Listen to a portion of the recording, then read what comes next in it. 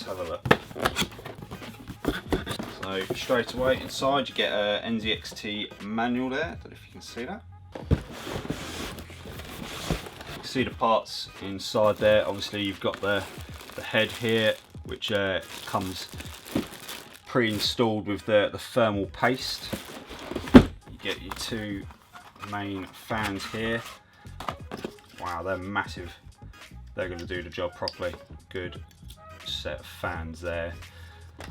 You get all your mounting plates for AMD and Intel with the appropriate screws and standoffs. Got your power cable and RGB cables to power both the pump and the light. Focus. It's focused. All feels really solid. Okay. Well, I'm going to smash something. Carry on. Cable's really flexible. Alright, so putting this together should be pretty straightforward.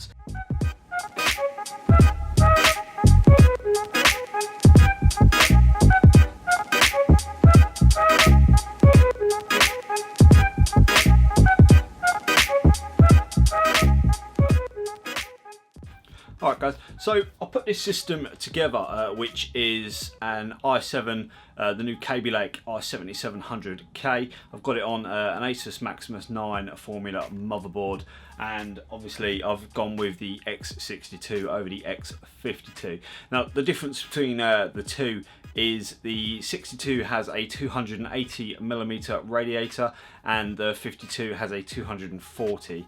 Both radiators are actually 30mm thick, so again take that into consideration, but it does seem to be like a uniform sort of size now for the radiators. So first off, initial impressions, just stunning, absolutely beautiful. The LEDs, the reflective surface, the braided cables, just the whole thing really surprised me.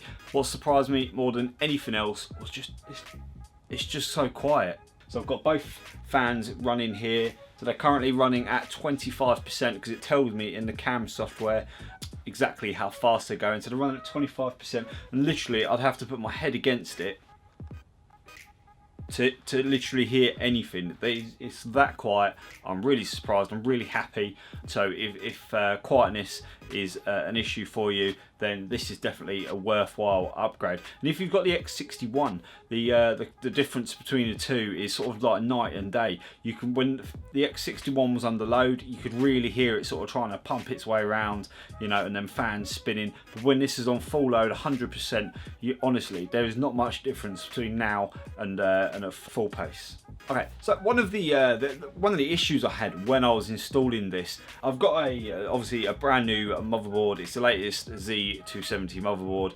The pipes that come out of the side of the block are actually overhanging one of the RAM ports. It's not so much of an issue for me at the moment. I've only got 2 RAM sticks in there, but if I had 4, I would have to sacrifice them because it's not going to fit in place. Double check where this is going to go in relation to everything else, and obviously if it's not a problem for you to sacrifice a RAM slot to get such a good looking and such a quiet all-in-one water cooler, then it's not really going to be a problem for you.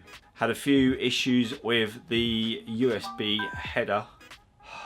Phone always goes off every time. On this new motherboard, again, like I said, new Z270 motherboard, I don't have a 2.1 header for USB. I was searching around for somewhere else to put it. Couldn't put it in the 3.1 header. Couldn't put it in the 3.0 header. There was nowhere on the motherboard to put it. So the USB that comes out of the block that's meant to go into the header, I actually just swapped out for a micro USB to regular USB and just ran it out the back of the machine. Obviously I've got an open air machine, so it's no problem for me to literally just run the cables round the back and just plug it into one of my USB ports. This is not an ideal solution, and it would be nice if NZXT come out with a separate cable to obviously conform with the new motherboards, because this is a relatively new pump as well. But that's the only issue I ran into, but it's all sorted, everything connects fine.